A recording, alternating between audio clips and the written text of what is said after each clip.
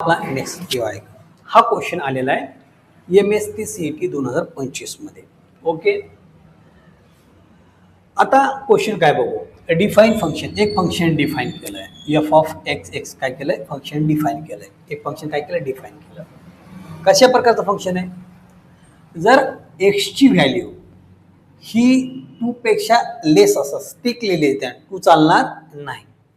1.9 चालेल, 1.8 चालेल, 1.5 चालेल, 1 चालेल, 0.5 चालेल, 0 चालेल, -1 चालेल, -2, पण 2 पेक्षा कमी पाहिजे, जास्त चालणार नाही. अशा वेळेस एफ ऑफ एक्सची किंमत काय असेल, हे फंक्शन काय असेल, b - ax. जर का हा जो दिलेला x हा याची किंमत एक्झॅक्टली 2 असेल, एक्झॅक्ट म्हणजे x ची किंमत किती असेल, 2. अशा वेळी या फंक्शनची व्हॅल्यू काय असेल, 3 असेल. आणि जर का हा जो एक्स व्हेरिएबल दिला याची किंमत ही 2 पेक्षा जास्त असेल, कशा असेल, 2 पेक्षा जास्त असेल, स्ट्रिक्टली ग्रेटर दॅन 2, तर अशा वेळी एफ ऑफ एक्स म्हणजे या फंक्शनची किंमत काय असेल, a + 2bx. आणि आणखी एक गोष्ट आपल्याला दिली आहे, हे फंक्शनचं जर लिमिट काढलं, जो फंक्शन आपल्याला हा दिला या फंक्शनचं जर लिमिट काढलं तर लिमिट काय होतं, एक्झिस्ट होतं.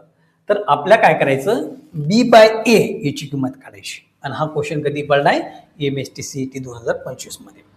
बघा, लिमिट एखाद्या फंक्शनचं लिमिट एक्झिस्ट कधी होतं, जेव्हा त्याची लेफ्ट हँड लिमिट आणि राईट हँड लिमिट दोन्ही एक्झिस्ट होतील, दोघांची किंमत काय असेल, सेम असेल, तेव्हा काय होतं, लिमिट एक्झिस्ट होतं. ओके, आणि इथं काय दिलं आपल्याला, लिमिट एक्झिस्ट होतं, म्हणजे लेफ्ट हँड लिमिट आणि राईट हँड लिमिट काय पाहिजे, सेम पाहिजे. ओके, देअरफॉर सोल्युशन मध्ये देअरफॉर काय आहे, लिमिट x टेन्स टू 2, इथं काय देतो आपण, -f of x is equal to limit x tends to 2, इथं काय देतो आपण, +f ऑफ x, म्हणजे दोन्ही साईडचे काय पाहिजे, इक्वल पाहिजे. ओके, आणि इक्वल आपल्याला काय दिलेलं आहे, दिलेलं आहे, कारण की लिमिट काय होतं, इथं एक्झिस्ट होतो. ओके, आता एफ ऑफ एक्स मायनस कधी असतो, तो एक हा जो व्हेरिएबल आहे तो एका 2 पेक्षा काय असेल, छोटा, आणि प्लस कधी असेल, 2 पेक्षा काय असेल, मोठा असेल. ओके, मग एफ ऑफ 2 पेक्षा छोटा असताना फंक्शन काय आपला, b - ax. मग therefore limit x tends to 2, हा किती आला, b - ax is equal to limit x tends to किती दिलाय, 2 प्लस दिलाय, हा किती दिलाय, हा प्लसला आहे, a + bx, sorry a + 2bx. म्हणजे छोटा असेल तेव्हा b - ax आणि मोठा असेल तेव्हा a + 2bx. छोटा होता तर b - ax आणि मोठा होता a + 2bx. ओके, आता काय करतो आपण, लिमिट ठेवून देतो, हा टून x च्या ऐवजी 2 ठेवून द्या. मग हा काय झाला, b - हा x च्या ऐवजी 2 तर आला 2a इज इक्वल टू, इथं काय a + हा 2, इथं 2 ठेवला, बे दोन्ही किती, 4b, हा आला. ओके, मग हा किती येईल, हा येईल.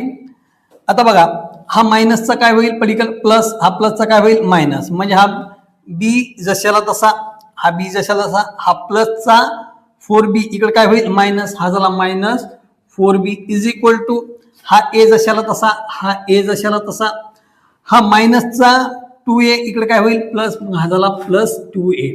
ओके, आता 4b मधून b गेला तर काय राहिला, -3b, आणि a + 2a किती झाला, 3a, हा 3 काय झाला, कटला, -b इज इक्वल किती आला, a आला. आपल्याला काय करायचं, a/b.